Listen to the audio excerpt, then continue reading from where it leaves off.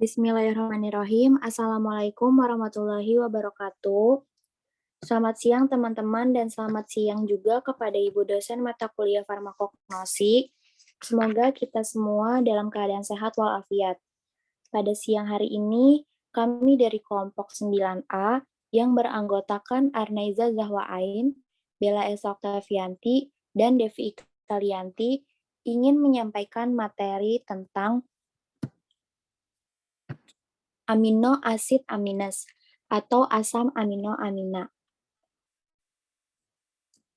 Materi yang akan kita bahas, yang pertama adalah pengertian asam amino, yang kedua struktur asam amino, yang ketiga fungsi asam amino, yang keempat jenis-jenis asam amino, yang kelima reaksi asam amino, dan yang terakhir ada makanan yang mengandung asam amino.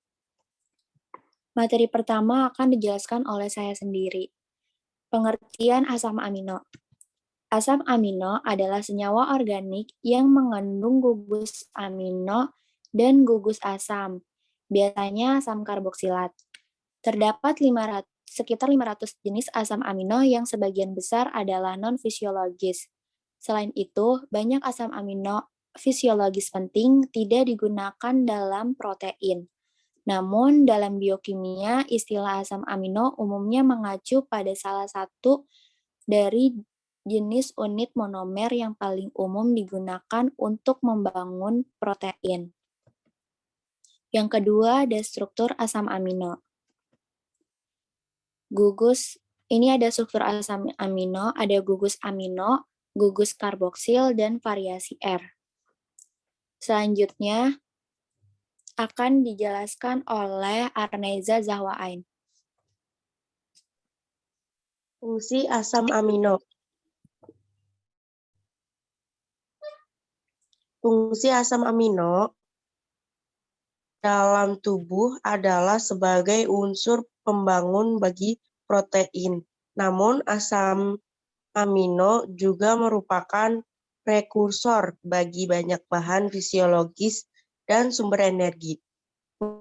Fungsi lain dari asam amino adalah satu, pembentukan hormon, enzim, dan antibodi. Kedua, pertumbuhan, perbaikan, dan regenerasi sel. Yang ketiga, mempertahankan keseimbangan asam basa tubuh. Keempat, sangat diperlukan untuk perkembangan anak. Yang kelima, penyusun protein, termasuk enzim. Yang keenam, kerangka dasar sejumlah senyawa penting dalam metabolisme, terutama vitamin, hormon, dan asam nukleat. Ketujuh, pengikat logam penting yang diperlukan dalam reaksi enzimatik atau kofaktor. Jenis-jenis asam amino.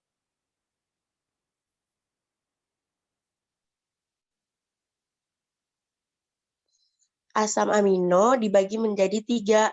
Yang pertama, asam amino esensial, yaitu asam amino yang tidak dibuat oleh tubuh sehingga kebutuhannya dipasok dari makanan.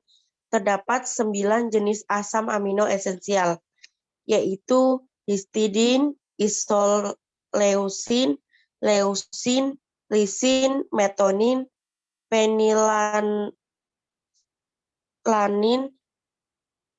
treonin, triptopan, dan valin. Yang kedua, asam amino non-esensial, yaitu asam amino yang diproduksi tubuh dan mencakupi kebutuhan walaupun tidak diperoleh dari makanan. Jenis asam amino esensial adalah alanin, asparagin, asam aspartat, dan asam glutamat. Yang ketiga yaitu asam amino kondensial, adalah jenis asam amino yang biasanya tidak esensial, kecuali saat sakit dan stres. Jenis asam amino ini adalah arginin, sistein, glutamin, tirosin, glisin, ornitin, prolin, dan serin. Materi selanjutnya akan dijelaskan oleh Devi Ika Lianti. Terima kasih moderator. Reaksi asam amino. Asam amino dapat menjalin reaksi pada gugus asam karboksilat atau amino. 1. Reaksi esterifikasi pada gugus karboksilat. Kedua, reaksi diasilasi gugus amino menjadi amida. Kedua, jenis reaksi ini bermanfaat dalam modifikasi atau pelindung sementara bagi kedua gugus tersebut, terutama sewaktu mengendalikan penautan asam amino untuk membentuk peptida atau protein. Yang ketiga, reaksi nihidrin adalah reagen yang berguna untuk mendeteksi asam amino dan menetapkan konsentrasinya dalam larutan. Senyawa ini merupakan hidrat dari triketon siklik. Bila reaksi dengan asam amino akan menghasilkan zat warna ungu. Perhatikan reaksi seperti berikut. Hanya atom nitrogen dari zat ungu yang berasal dari asam amino, selebihnya terkonversi menjadi aldehyid dan karbodioksida.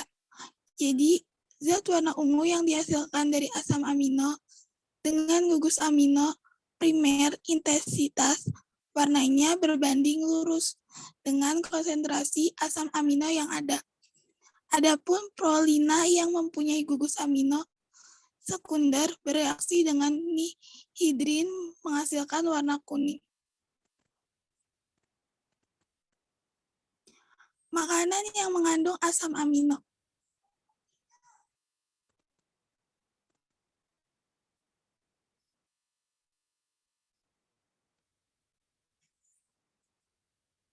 Makanan yang mengandung asam amino, yang pertama ada daging tanpa lemak, yang kedua ada seafood dan unggas, yang ketiga telur dan produksi susu, yang keempat sumber protein nabati.